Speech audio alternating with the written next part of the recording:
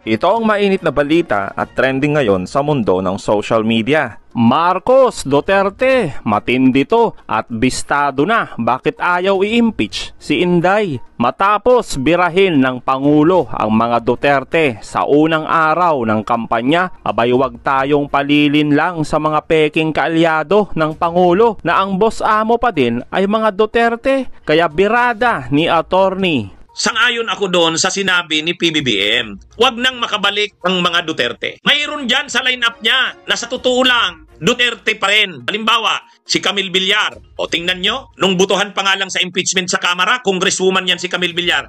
Pumirma ba siya doon sa impeachment? Hindi. Yung Revilla, yung asawa ni Bong Revilla sa kayong dalawang anak niya, mga nasa kongreso yun. Hindi yun bumoto sa impeachment ni Sara. Anong ibig sabihin niya? Duterte din yun. Saka si Bong Revilla, tao ni Gloria Arroyo yan.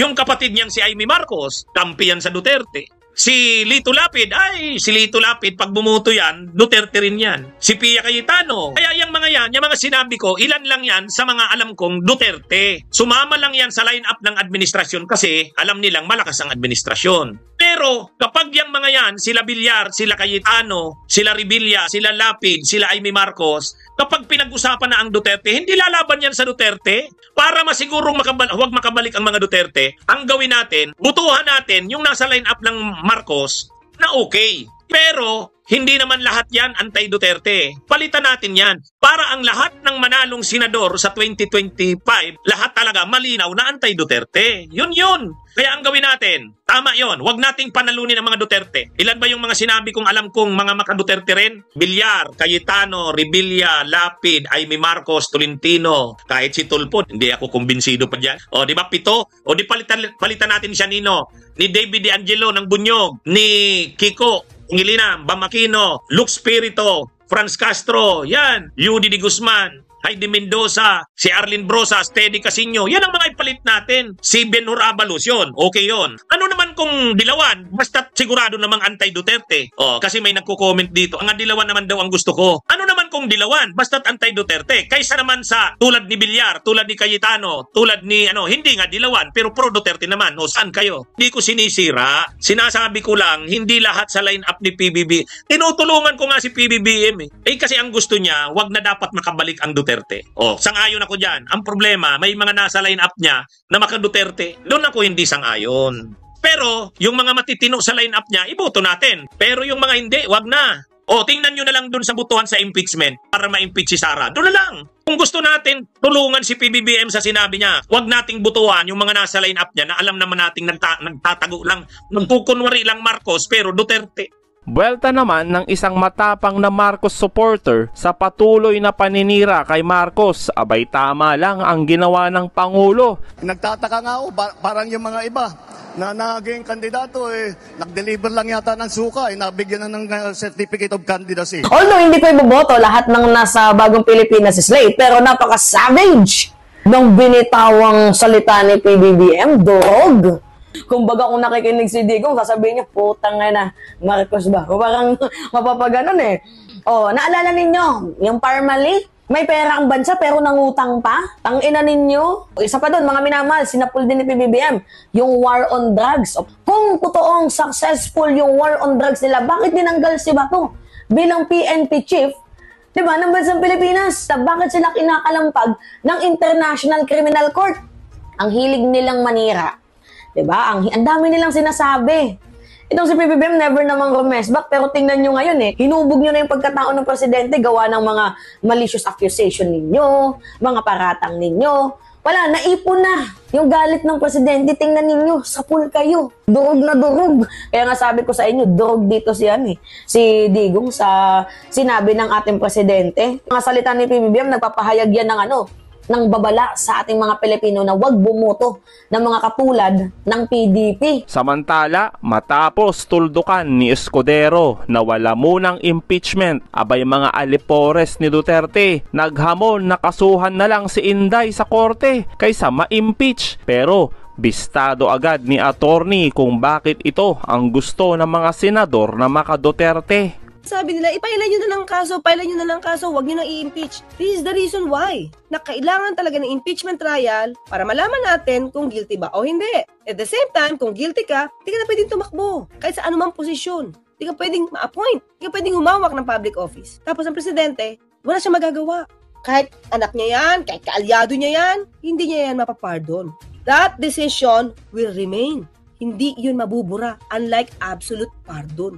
Burado as if wala kang ginawang pagnanakaw. Diba? That's the point. Kaya kailangan, for me, dapat matuloy. Matuloy pa rin ang impeachment trial kahit na nag-resign ang isang impeached officer. Kapag ito ay hindi mo tinuloy at kakasuhan mo na lang ng criminal case at sabihin natin convicted ka, pwede tong ipardon. Kayo mga convicted, nakakapasok sa politika kahit anong ginawa nila because napapardon sila. In general to napatunayan nagnakaw, hayaan pa natin mapardon tapos makatakbo ulit. Hindi ba dangerous siya? Kasi magnanakaw siya ng pondo ng bayan.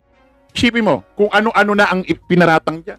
Isipin mo sa mga issue rally, magsasalita si Digong na adik, bangag daw si Pangulong Bongbong, ang pangalan daw nasa Fidelix, ganyan, adik, bangag, ganito, ganyan. Si Paste, kung ano-ano rin sinasabi. Yung mga vlogger dyan, kung ano-ano rin sinasabi kay Pangulong Bongbong. Halos lahat halos lahat, kung ano-ano paninira na sinasabi, bangag, ganyan.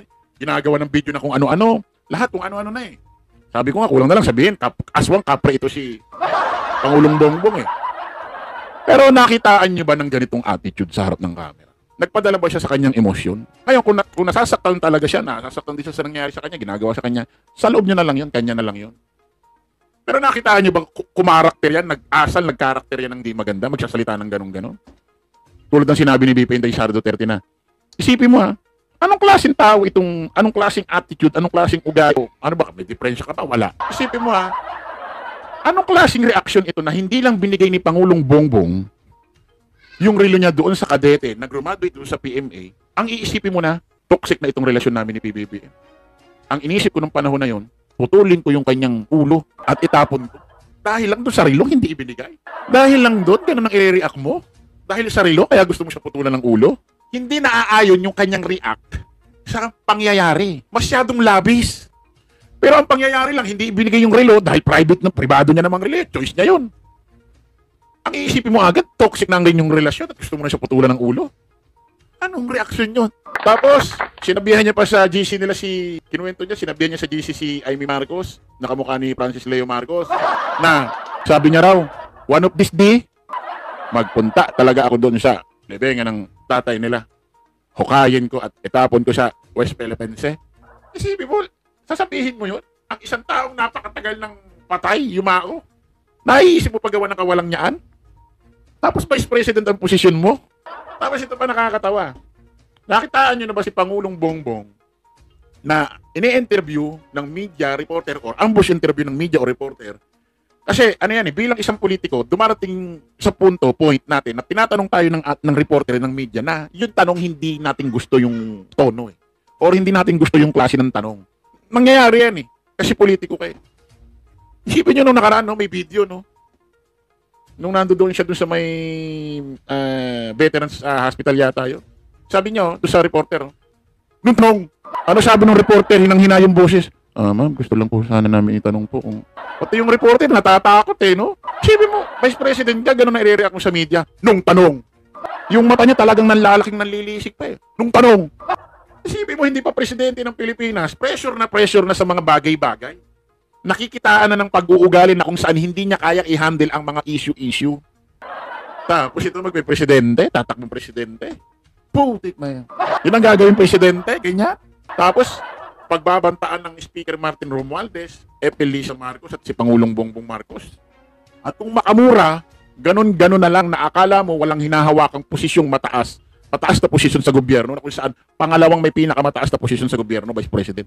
Kung makamura, ganun-ganun na lang. Diba? Yan ba yung itatakbo nyo? Hindi lang makatakbo si Digong na dahil matanda at naging presidente na, talagang itutulak nyo na lang ito. Ano yan, no choice? Yan yung pambato nyo ng presidente. Kahit kung girlfriend ko to, kahit simpleng birthday ng kumpare ko, di ko isasama to, kakahiya ko to Sa totoo lang yung ganitong mga klaseng ugali ng babae, ganyan. Halimbawa, birthday ng kaibigan, sasama mo yung ganyan. Putik pag nalasing yan. Naku po. Yari ka. Siguro kung ganito ang girlfriend ko, Love, sasama mo ba ako sa birthday ng kaibigan mong ganito? Kasi imbitado daw ako, sama rin daw ako, tal girlfriend mo ako. Alam mo, nasagot ko rito, hindi na lang. Baka maging credible ka pa. Hindi mo pwedeng isama to sa mga special gathering kasi pag to tinopak, putik mababahiran ang pangalan mo ng kahihiyan. Eto, magiging presidente. Tapos pag nanalo, dadalhin mo sa mga meeting sa ibang bansa. Ito, ihaharap nyo sa mga presidente, prime minister. Baka mamaya, magpiling ano lang ito, magpiling alone. Or piling niya, hindi siya pinapansin sa ibang bansa. Baka ganito sabihin niya sa mga bisita doon, no? Putang ina ninyong lahat. Sabi mo nga lang, magiging presidente yan. Nagpunta sa ibang bansa, piling niya, hindi siya pinapansin. Baka yun nasabihin niyan doon. Wala na ba yung pambatong presidente niya mga didishit? Ito ba naiisip nyo? Tapos, after ng ganyan, mga ilang araw, ilang linggo, hindi mo naman nanahimik na. Napapansin ko tayo, pag may gagawin siyang kalokohan na mananahimik, tapos biglang susulpot, magpa-press con. Pag nag-press con, magsasalita ng kunyari, napakaayos, mahinahon, nakakala mo, tunay yung pinakikita niya. May problema sa anger management po. Kaya ganyan. Ito yung ihaharap, ito yung magiging natin, representative ng Pilipinas. Ito yung magiging presidente. Naloka na!